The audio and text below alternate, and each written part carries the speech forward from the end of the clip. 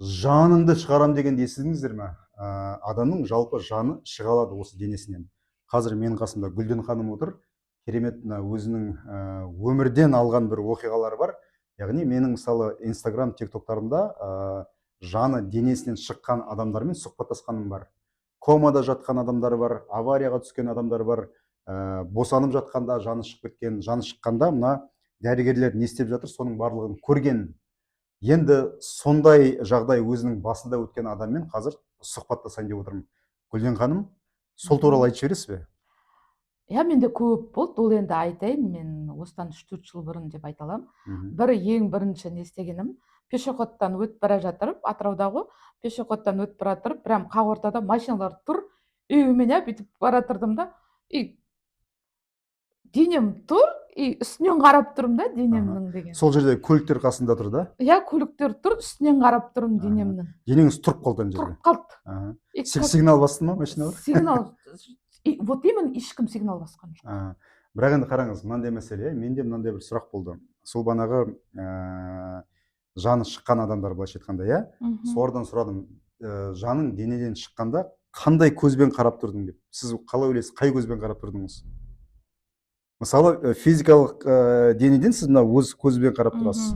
Ал ана жерде қандай көзбен қарап тұрдыңыз? Как будто әлемдің бәрін алып тұрғандай болды. 360 градус сияқты болды. Иә. Барлық мынаяғын бәрі көріп тұрғандай болды. Сосын есту болды ма? Есту болды. Анық болды. Еще естігенде де, былай жүргенде дегі зат, естілмейтін зат естілді. Енді мына көп қой, адамның жаны денеден тек өлгенде ғана шығады деген бір шектеу бар адамдарда. Яғни, мысалы, ана өмір туралы айтатын болса, ой, сен сол жаққа барып келдің бе деп айтады.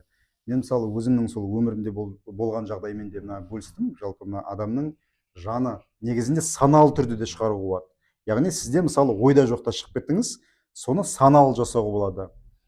Соны мына кейбір адамдарға жеткізгім келеді. Мына атеисттер бар ғой, Құдайға сенбейтін. Сол атеистерге осы мына жанын саналы түрде денеден шығарып көрсе, сол атеисттер, болды, басқа сұрақ қалмайды. Себебі жанға сенгенде, тіпті сену емес, бұл жерде жанның бар екенін білгенде, әрі қарай бұдан да жоғары бір жаратылыс иесінің бар екенін біледі. Бұл жағдай сізде бірінші рет болды ма? Бір рет болды ма, әлде тағы болды ма? Жоқ, тағы бір жағдай болды. Менде осыны құрттай бір халыққа да түсіндіріп кетейін де. Енді қазіргі жағдайда астымда көлігім жоқ қой. Мен таксимен де жүретін жағдайым бар да, бірақ сол күні подъездімнен шықтым. Какой-то мынандай жарық не, сол 3-4 рет қайталанды. Жарық не, как будто бүйтіп шығады, жылтырап бір лямп бар ғой, жоғалтырап тұрады. Сол алдымнан движущаяның. Алдыма тұрады, мені как будто водит. Үйден шығарды да, мен остановкаға алып барды.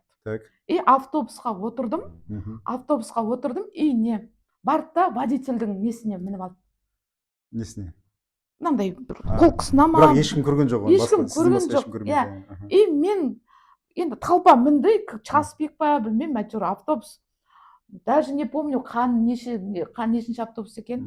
Мен толпамен ары қарай кеттім. Какой-то момент жаным ана водительдің астына бар. Бірақ денеңіз ана жерде отыр. Денем ана жерде тұр.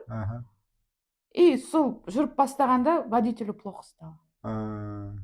Ол кезде, ол жерге тылсым келді ғой енді. Иә. Оның банағы, былайша айтқанда, денесі ол тылсымның энергиясына, яғни ана вибрацияға бармайды.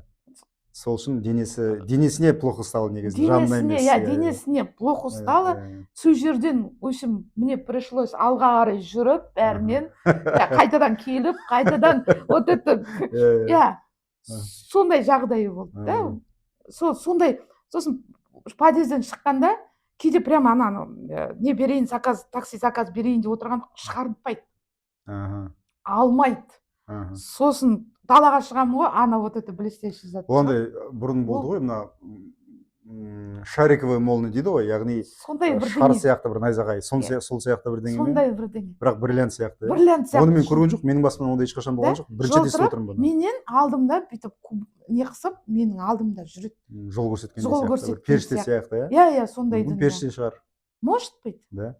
Мына періштені көретін адамдар осындай бір жылтырақ деп нетеді ғой. сосын Может быть. аураны көретін адамдар кейде айтады, мысалы жақсы енді адамның аурасы бір ақ, сары, қызыл сияқты, бірақ кейде мына бүйтіп шағылысып бриллиант сияқты болады, бірақ бұл сізде бір шар сияқты болды. Бұл шар сияқты жылтырап тұрады. Аха. Прям бүйтіп, прям бриллианттың несі бар. Енді бұны басқа адамдарға айтып көрдіңіз бе? Жоқ. Айтып көрген жоқпын. Сіз қазір ішіп алған жоқсыз ғой, иә? Есіңіз сау ғой, иә? Есім сау, денім дұрыс. Кәсіппен айналысатын адам, кәдімгідей есі дұрыс адам. Ешқандай Иә. банаға біз психбольницада отқан жоқпыз. Иә. Дұрыс жерде отырмыз. Шек құрылыспен айналысам. Иә. Иә. Өзінің бір кәсіптері бар. Сол Яғни кәсібім. мына айтайын деген, мен мысалы өзімде кәсіп адаммын, яғни материалды адаммын, иә, ақшамен, материямен жұмыс жасайтын адаммын. Бірақ бұрындары мысалы осы бір рухани ілімдерге келместен бұрын тек материямен жүрдім. Контроль, кәсіп, ақша деп.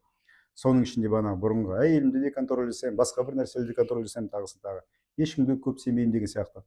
Енді осы мына рухани ілім келгенде оның өзі бір келе қойған жоқ. Мені кәдімгідей қысты. Содан кейін жан деген не, рух деген не, тән деген не, құдай деген кім жалпы деп іздеп кеттім. Осы уақытта жанның денеден бөлінуі деген мәселе маған келді. Содан кейін осы бір тақырыпты терең зерттей бастадым. Онлайн әзірге кейбір адамдарды кездестірдім. Офлайн кездестірген адамдармен сөйлескенде мынандай түсірілім болған жоқ. Енді солай бірінші түсіріп отырмын. Сондықтан жан бар. Сосын мына тұлға ғана кейбір бағдарламаларды, қорқыныштарды, күмәндарды тұлға ғана, яғни Артур деп аталатын дене ғана жазып алады. Сондықтан қорқып жүрген сен емес, яғни жаның емес, бұл тұлға.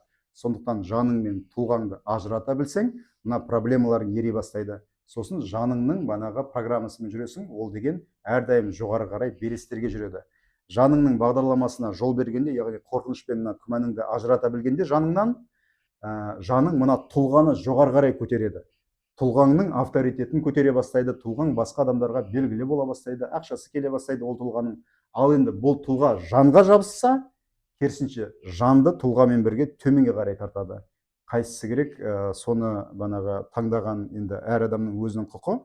Бірақ мына жан шынымен де бар екенін білгенде, иә, шынымен де осыны ажыратып көрейінші деп айту, немесе соған бір ниет қылу оңай.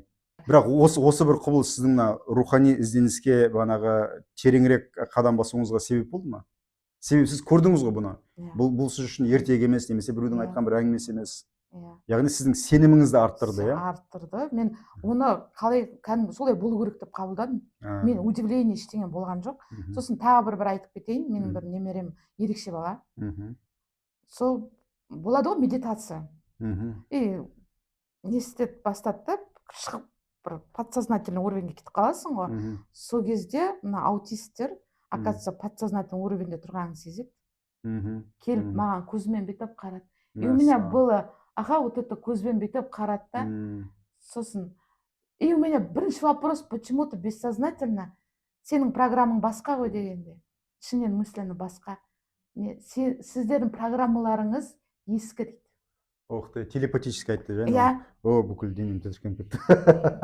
Шынымен де сол ғой. Енді қазір сол үшін ғой, қазір аутистер көбейеді. Бірақ енді көбі қорқады, ойбой, ол деген жаман ғой деп. Жоқ, олай емес.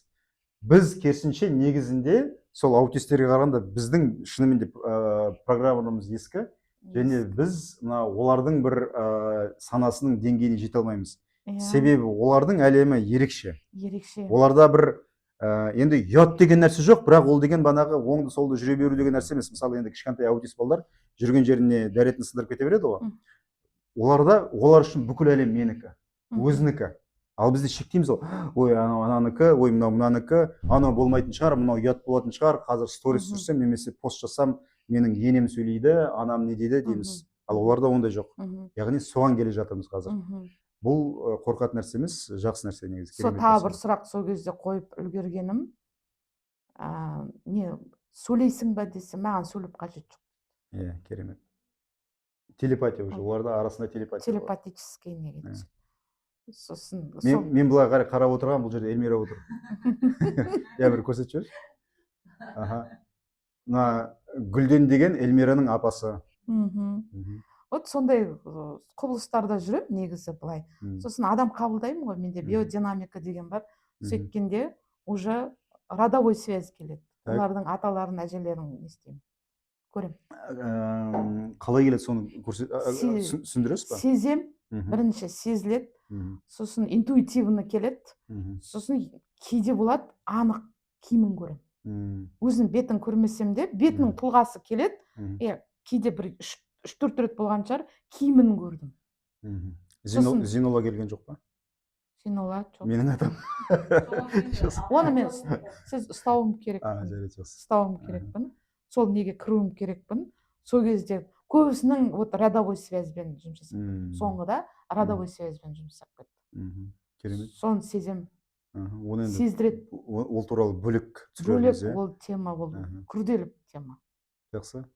Жақсы, тамам, осымен. Сондықтан жанға сеніңдер. Тән, жан, рух деген ұғым бар. Әрі қарай Құдайға жету мәселесі ол негізінде қиындау. Енді адамдар мына санасымен, өздерінің мына кішкентай тауықтай миымен Құдайды іздеп кетеді. Ол да енді дұрыс шығар, бірақ осы бір ретпен жүрсе жеңілірек болады және түсіндірек болады. Рахмет.